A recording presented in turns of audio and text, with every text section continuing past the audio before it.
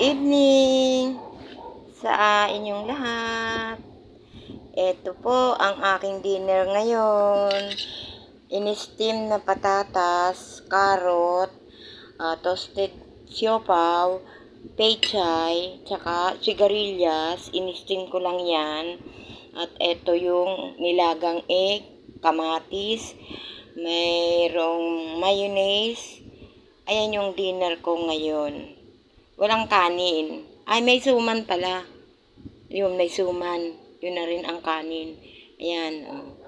Prutas. Ayan. Pero ito kakainin ko mga gulay.